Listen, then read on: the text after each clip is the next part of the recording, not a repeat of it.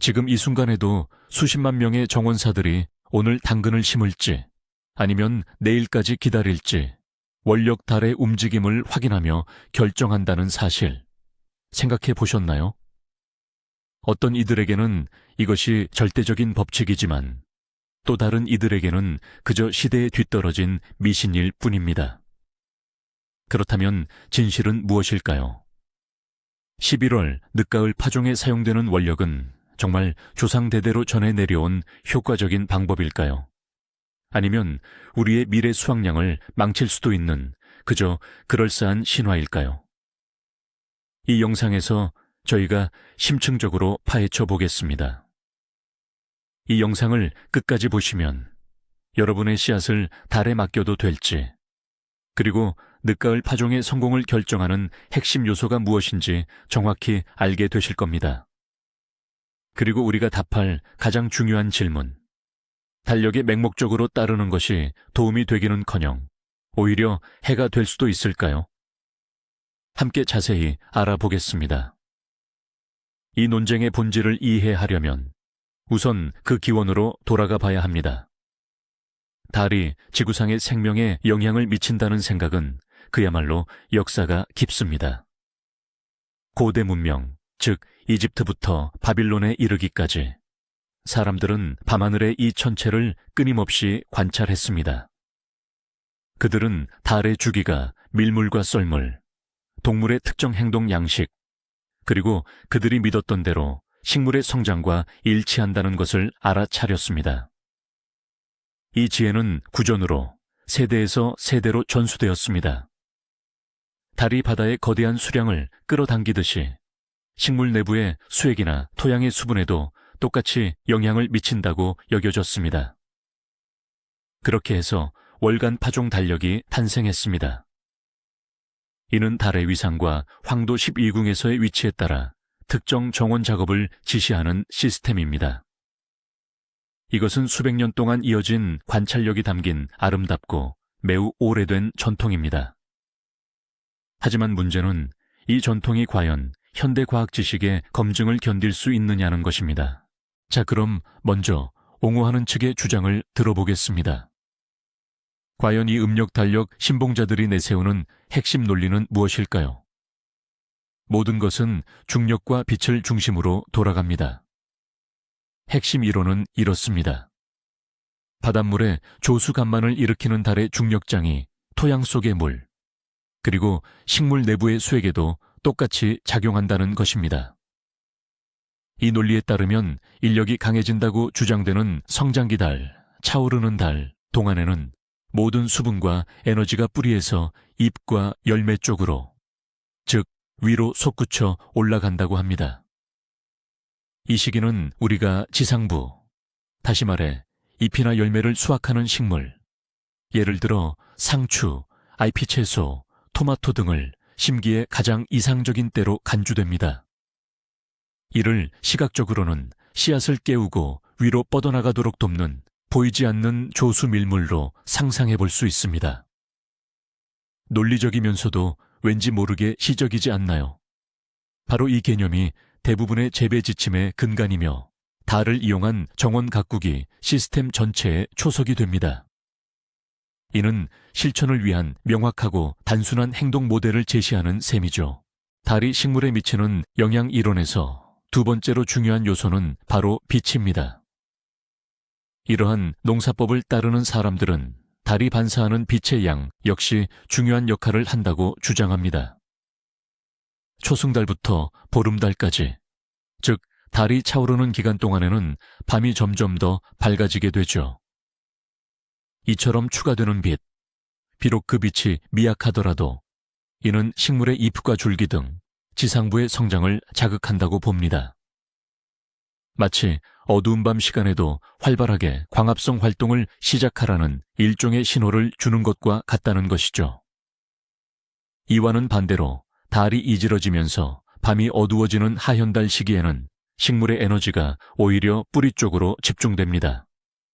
그래서 이때는 당근, 비트, 감자와 같은 뿌리 채소를 심기에 아주 좋은 시기로 여겨집니다.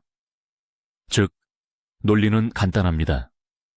위쪽에 빛이 많으면 줄기가 자라고 빛이 적으면 뿌리가 자란다는 것입니다. 이러한 광구왕의 개념은 기존의 중력 이론을 보완하여 달이 식물의 생육 과정을 어떻게 총체적으로 조율하는지에 대한 완전한 그림을 완성합니다. 소위 말하는 민간의 지혜, 역시 간과해서는 안 될 중요한 요소입니다.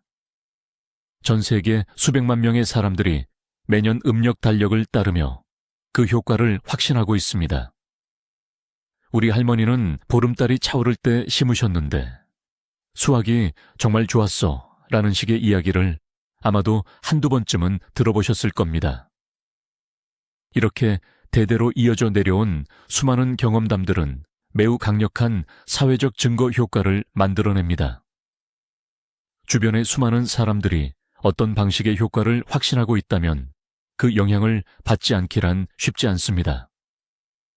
이러한 경험은 비록 엄격한 과학적 데이터로 입증되지는 않았지만 하나의 문화적 전통을 형성합니다. 많은 원예가들에게 이것은 단순한 농사 기술을 넘어 선조나 자연과의 연결을 상징하는 의식의 일부이며 그 자체만으로도 큰 가치를 지니고 있습니다. 자, 마지막으로 심리적인 측면을 이야기해 봅시다. 많은 텃밭 재배자들에게 있어 농사 달력은 무엇보다도 계획을 세우는 도구이자 자신감을 주는 원천입니다. 특히 기후변화 등으로 농사가 불안정한 지역에서의 원예 활동은 불확실성으로 가득한 일이죠.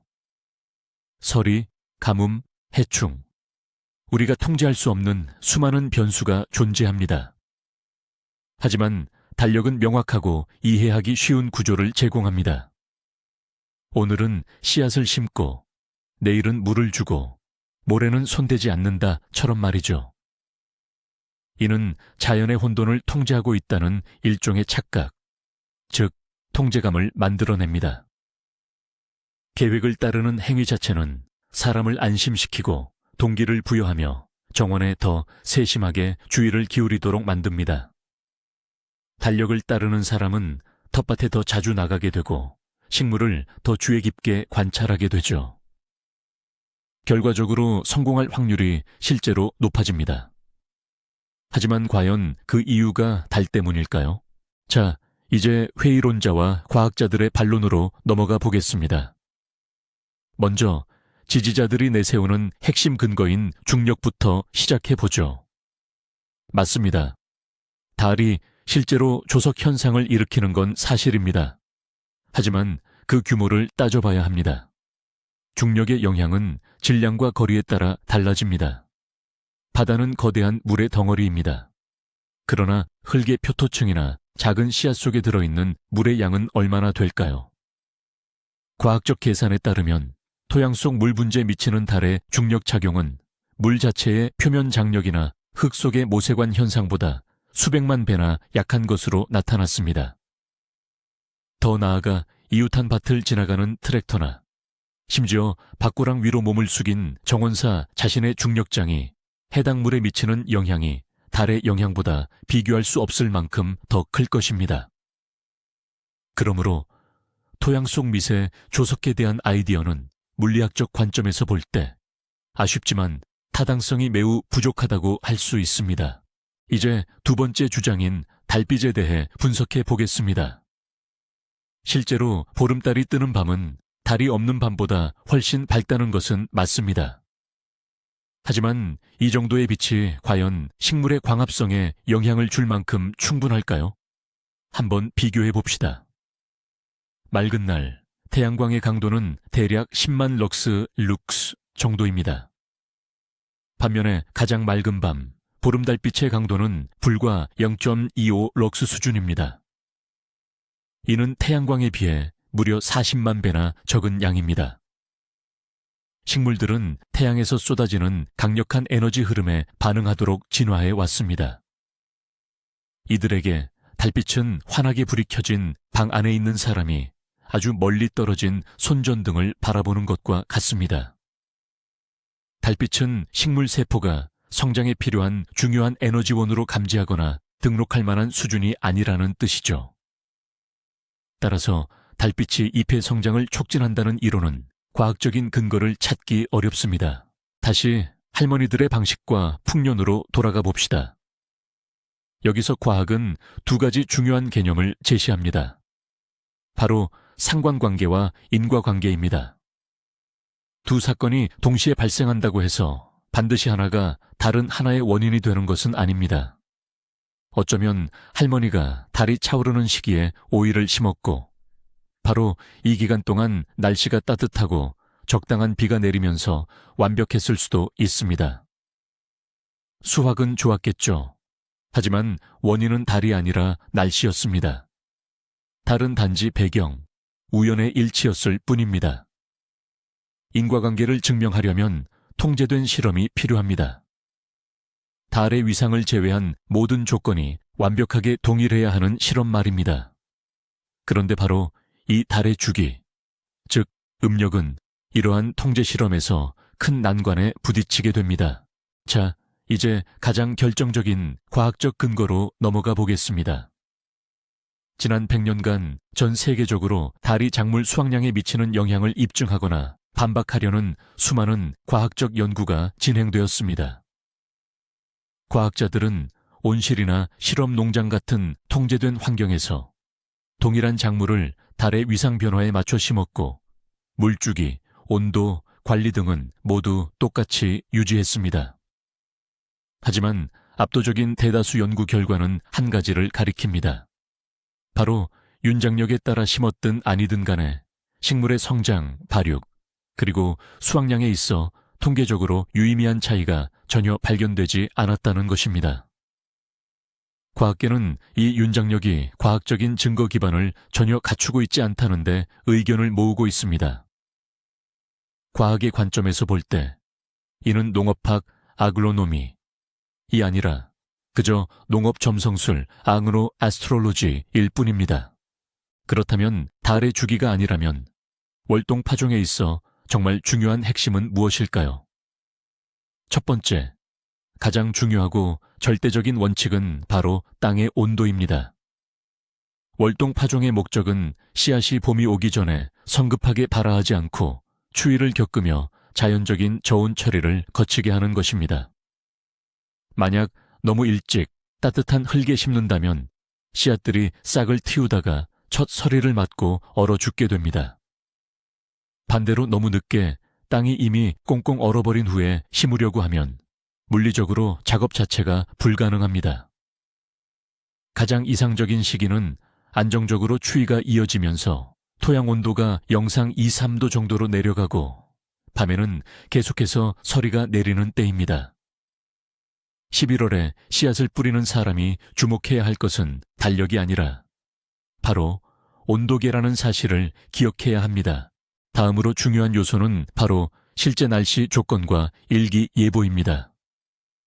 음력 달력은 아무리 좋은 날이라 해도 그날 얼음비가 내릴지, 태풍급 강풍이 불지, 혹은 정반대로 이상 고온 현상이 나타날지 전혀 신경 쓰지 않습니다.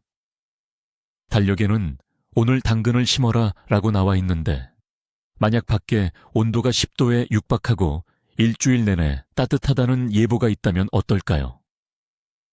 이런 상황에서 씨앗을 심으면 당연히 때이른 발화를 유발해 작물을 죽게 만드는 결과를 낳습니다.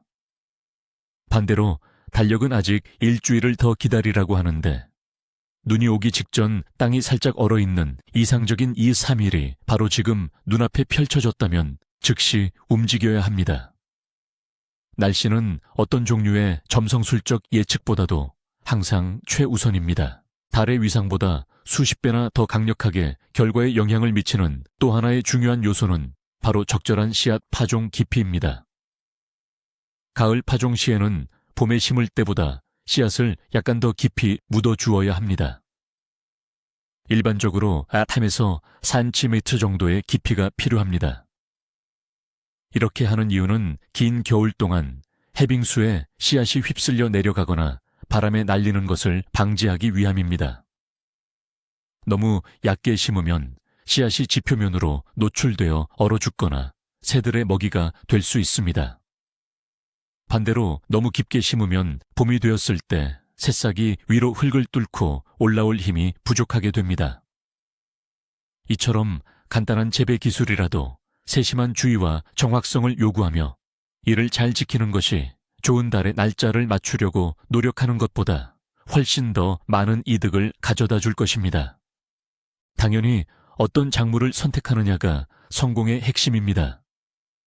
모든 식물이 월동 파종에 적합한 것은 아닙니다. 이 과정을 잘 견디는 것은 내한성이 강하며 종자가 저온 처리, 스트라티피케이션을 필요로 하는 작물들입니다. 대표적으로는 당근, 비트, 파스닙, 마늘, 그리고 쪽파 혹은 실파 등이 있습니다. 또한 딜, 파슬리, 고수, 시금치, 그리고 다양한 쌈 채소와 샐러드 채소 등 많은 종류의 IP 채소도 겨울 파종이 가능합니다. 화초 중에서는 아킬레기아, 아스터, 델피니움, 라벤더 등이 월동 파종에 잘 맞습니다. 하지만 오이나 호박처럼 따뜻한 기후를 좋아하는 작물을 겨울에 파종하려는 시도는 실패할 확률이 100%입니다. 아무리 농사가 잘 되는 길이를 골라 달력을 보고 심는다 해도 마찬가지입니다. 식물의 생물학적 특성을 이해하는 것이 바로 성공의 열쇠입니다. 재배할 밭을 미리 준비하는 것 역시 매우 중요합니다. 이 작업은 땅이 완전히 얼어붙기 전인 10월에 미리 마쳐야 합니다. 밭은 양지 바르고 특히 봄철물이 고이지 않는 곳을 골라 위치해야 합니다. 흙을 깊이 갈아엎어 충분히 부드럽게 만든 다음 퇴비나 유기질 거름을 넉넉히 넣어줍니다. 이때 가장 핵심은 파종할 깊이에 맞춰 필요한 이랑고를 미리 만들어 두는 것입니다. 이것이 결정적으로 중요한데요. 막상 11월 파종 시기가 되면 땅이 이미 서리로 단단하게 얼어 고르고 깊은 파종고를 내는 것이 불가능해지기 때문입니다.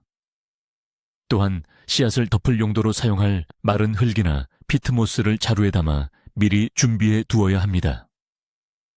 이러한 사전 준비 과정 자체가 농사의 성공을 좌우하는 절반의 비결이라고 할 수 있습니다. 바로 이 지점에서 음력 달력의 가장 큰 함정이 드러납니다. 상황을 한번 가정해 봅시다. 날씨가 더할 나위 없이 완벽합니다. 땅은 살짝 얼었지만 아직 돌처럼 굳어지지 않은 상태죠. 이틀 뒤면 씨앗을 담요처럼 포근하게 덮어줄 눈이 올 거라는 예보가 있습니다. 바로 이때가 파종하기에 최적의 시기입니다. 하지만 음력 달력을 펼쳐보니 지금은 결실을 맺지 못하는 물병자리 시기이니 풍요로운 계자리가 올 때까지 닷새를 기다려야 한다고 나옵니다. 만약 달력의 지시를 따른다면 이 완벽한 타이밍을 놓치게 됩니다. 닷새 후에는 땅을 꽁꽁 얼려버리는 강한 한파가 닥치거나 아니면 그와 반대로 비와 함께 땅이 녹아버리는 해빙기가 시작될 수도 있습니다. 달력을 맹목적으로 따르는 것은 정원사가 실제 상황에 유연하게 대처하는 능력을 앗아가 버립니다. 정원일에 있어서 유연한 대처 능력이야말로 가장 중요한 기술입니다. 그렇다고 해서 당장 이 음력 달력을 버려야 할까요? 서두르지 마십시오. 이 달력에는 비록 마법적인 기능은 아닐지라도 매우 유용하고 실질적인 역할이 하나 있습니다. 우리는 이 달력을 훌륭한 계획표이자 강력한 동기부여 도구로 활용할 수 있습니다. 이것을 미신적인 지침서로 보기보다는 정원사를 위한 주간 일지처럼 바라보세요. 이 달력은 여러분에게 특정 작업을 해야 할 시기가 왔다는 것을 일깨워주는 역할을 합니다. 11월 중순쯤엔 월동 파종을 잊지 말고 꼭 해야겠구나. 이처럼 음력 달력은 여러분의 생각을 체계적으로 정리하고 중요한 농사 관련 활동을 놓치지 않도록 도와줍니다. 만약 이 달력이 여러분이 정원으로 나가 밭을 준비하고 씨앗을 점검하도록 동기부여를 한다면 그것만으로 이미 엄청난 이득을 주는 것입니다. 하늘의 달 위치가 어디에 있든 관계없이 말이죠. 이 달력을 사용하기로 결정했다면 그 안에 담긴 용어를 이해하는 것이 큰 도움이 됩니다. 그렇다면 이 뿌리의 날, 잎의 날, 꽃의 날, 열매의 날은 도대체 무엇을 의미할까요? 이 시스템은 달이 황도 알피궁을 통과하는 주기를 기반으로 하며 이 12궁은 다시 흙-땅, 물, 공기, 바람, 불이라는 4가지 원소로 나뉩니다. 흙의 별자리, 황소자리, 처녀자리, 염소자리는 뿌리의 날로 간주되며 뿌리 작물을 심기에 가장 이상적입니다. 물의 별자리, 게자리, 정알자리, 물고기자리는 잎채소와 샐러드 재배에 적합한 잎의 날입니다. 공기의 별자리, 쌍둥이자리, 천칭자리, 물병자리는 꽃의 날이며 불의 별자리, 양자리, 사자자리, 사수자리는 열매의 날에 해당합니다. 결국 이 분류 시스템은 재배할 식물의 유형에 따라 파종 및 관리를 체계적으로 정리하도록 돕기 위해 고안된 것입니다. 초보 정원사들이 가장 크게 걱정하는 것 중 하나는 흔히 흉일이나 심기 부적합일이라고 불리는 날들입니다. 보통 달력에 검은색으로 표시되어 있죠. 그럼 이 날들은 주로 언제일까요? 대부분 초승달과 보름달이 뜨는 날, 그리고 일식이나 월식이 있는 날들입니다. 전통적인 관념에 따르면 이처럼 달의 주기가 최고점에 달하는 순간에는 식물에 스트레스가 가해지기 때문에 이때는 심거나 옮겨 심거나 가지치기를 하는 등 식물을 건드리지 않는 것이 좋다고 합니다. 하지만 우리가 이미 알다시피 과학적으로는 이런 주장이 입증되거나 확인된 바는 없습니다. 다만 심리적인 관점에서 본다면 이 날들은 그저 정원색에 주어지는 휴식의 날입니다. 이 날들을 다른 일에 활용할 수 있죠. 예를 들어 필요한 도구를 준비하거나 앞으로의 파종 계획을 세우거나 아니면 그냥 편안하게 쉬는데 시간을 쓰는 겁니다. 그렇다면 이 둘 사이에서 황금률을 어떻게 찾아야 할까요? 가장 현명한 전략은 바로 하이브리드 접근법입니다. 태음력을 맹신하기보다는 그저 참고 자료나 보조 도구로 활용하는 거죠. 첫 번째 단계, 실제 상황을 확인하는 겁니다. 여러분의 지역에서 월동 파종 또는 늦가을 파종의 가장 이상적인 날씨창이 언제 열리는지 파악해야 합니다. 이는 일주일이 될 수도 있고 단 며칠에 불과할 수도 있습니다. 두 번째 단계, 이 실제 날씨창 기간 내에서 태음력을 들여다보세요. 만약 당근을 심고 싶고 이 기간 중 하루가 달이 작아지는 시기에 해당하는 뿌리 심는 날로 되어 있다면 아주 좋습니다. 바로 그날을 활용하세요. 그렇게 하면 오랜 지혜와 현대 농업과학을 결합하는 셈이 됩니다. 하지만 만약 태음력에 적합한 날이 없다면 망설이지 말고 무시하세요. 그저 여러분이 정한 날씨 창 중에서 심기 편한 날을 골라 파종하면 됩니다. 가장 중요한 것은 바로 현실적인 조건이니까요. 11월에 하는 월동 파종에 대해 구체적으로 이야기하자면 음력 전통에서는 어떤 점들을 주의하라고 조언할까요? 마늘, 당근, 비트와 같은 뿌리 채소나 구근류 꽃을 심을 때는 전통적으로 이질어지는 달, 즉 하현달의 시기를 택합니다. 그 이유는 이때 식물의 에너지가 뿌리 쪽으로 집중된다는 믿음 때문입니다. 또한 달이 황소자리, 처녀자리, 염소자리와 같은 흙의 별자리에 위치하는 날, 바로 뿌리의 날이 선호됩니다. 이 별자리들이 가장 비옥하고 안정적이라고 여겨지기 때문입니다. 다시 한번 말씀드리지만 이것은 전통적인 관습 내에서의 권장사항일 뿐입니다. 만약 그렇게 이상적인 날에 폭우가 쏟아진다면 달력상으로는 맞지 않는 날이라 하더라도 심는 것을 미루고 날씨가 적합해질 때까지 기다리는 편이 훨씬 낫습니다.